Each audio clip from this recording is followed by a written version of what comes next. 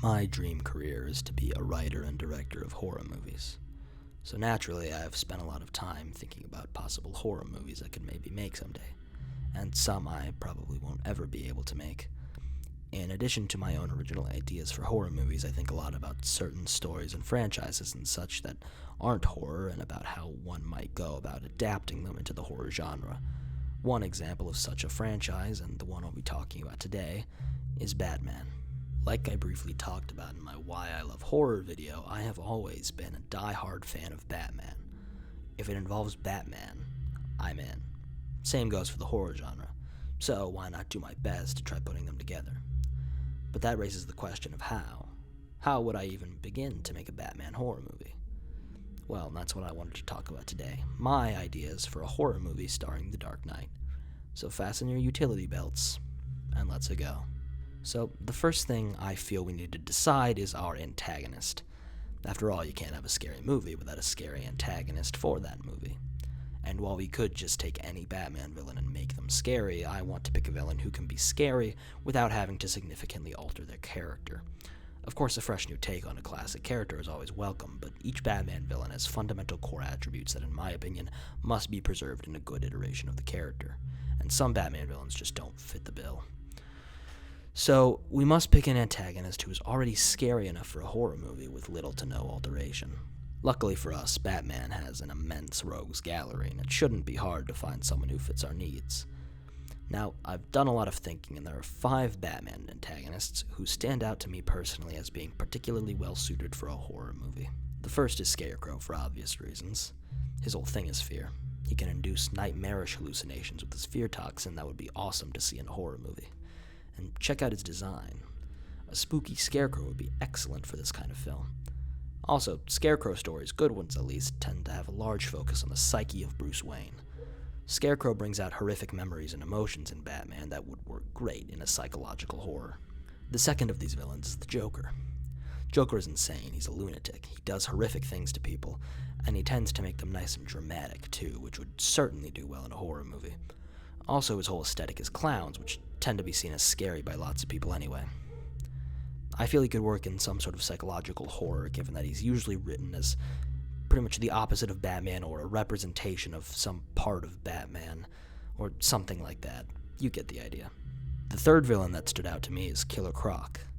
He's your classic big scary man-eating monster who hides below the water and could attack at any time. Just think about a segment in Arkham Asylum where you must stay quiet as you move through his lair, and every little sound could bring you closer to an attack. It is genuinely nerve-wracking no matter how many times you play through it. There are already horror movies about normal crocodiles killing people, so how about a giant bipedal mutant crocodile? Also, he is utterly terrifying to look at. I mean, look at him. You don't want to. He's freaky. Number 4 on the list is the Riddler.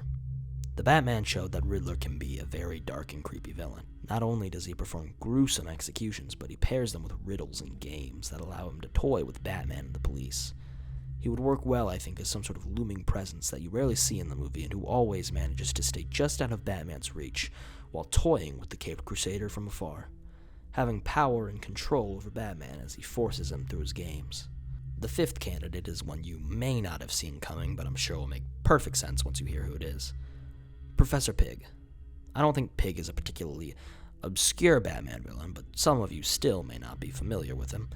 Pig is obsessed with beauty and takes people who he considers ugly, which is pretty much everyone, by the way, and performs horrific operations on them to make them what he calls beautiful.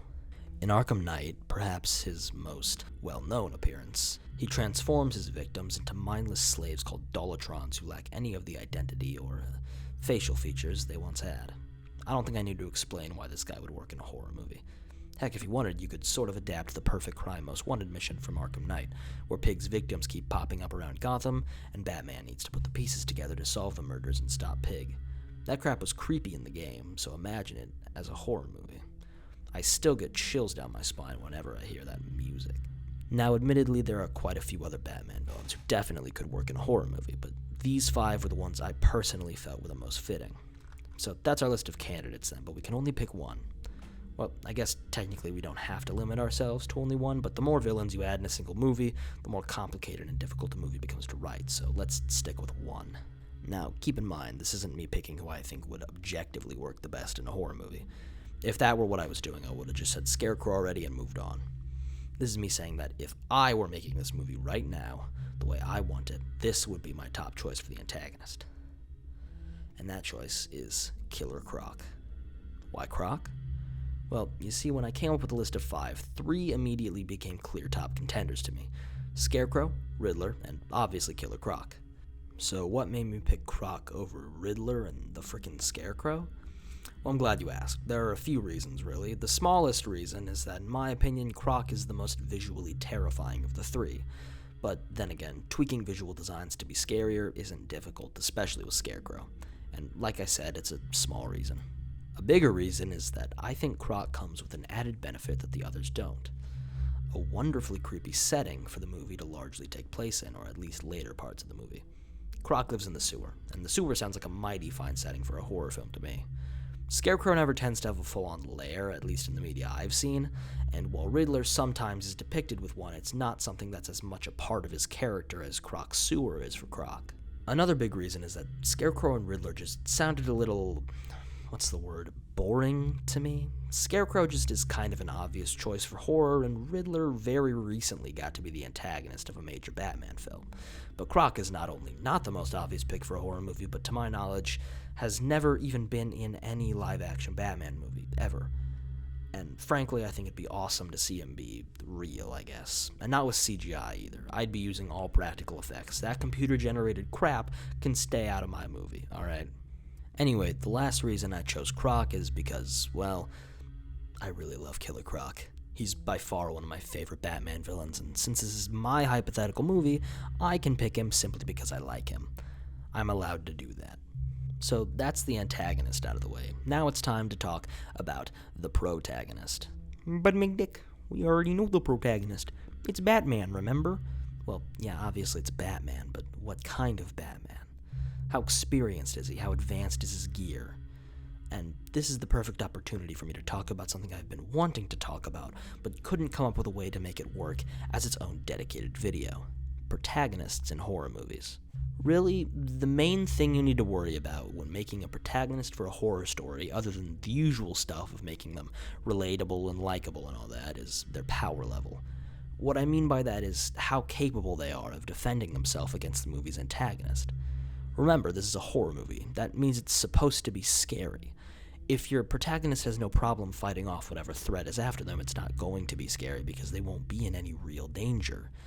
Basically, the more powerful you make your protagonist, the less scary you make your antagonist. Which you'd think would present a unique problem when talking about Batman because, well, he's Batman. Most iterations of the character portray him as a nigh unstoppable force of nature who can't be stopped by any physical means and can rarely be stopped by other kinds of means like, poison and stuff. Basically, Batman is what any good horror antagonist should be like. Not so much the protagonist, however. Though this problem does have a pretty easy solution. Just make it a younger, less experienced Batman with less advanced gear. After much deliberation, I eventually settled on this. He's been Batman for only about 6 months. He's battled his fair share of common thugs, but never any real supervillains. As for his gear, it's not much. He has basic body armor enough to stop most bullets and knives, but not quite enough for heavier weaponry, and definitely not enough for a giant monster like Killer Croc. His arsenal of gadgets is quite small, being basic batarangs, a grappling hook, and smoke bombs. Pretty much just his 2 most iconic tools, and then smoke bombs. He's highly skilled in combat, enough to have a decent chance of getting away from Croc if cornered, but not nearly enough to manhandle him. Alright, so that's our protagonist and antagonist taken care of. Now it's time to get to the story. Now, obviously I'm not going to write a full-on screenplay for this, I just want the premise and a basic outline of the plot. This is where I stop being analytical and just start doing my own thing. The movie opens with a scene of a group of thugs mugging a random Gotham citizen in the middle of the night. While they're doing that, Batman interrupts and beats the thugs senseless.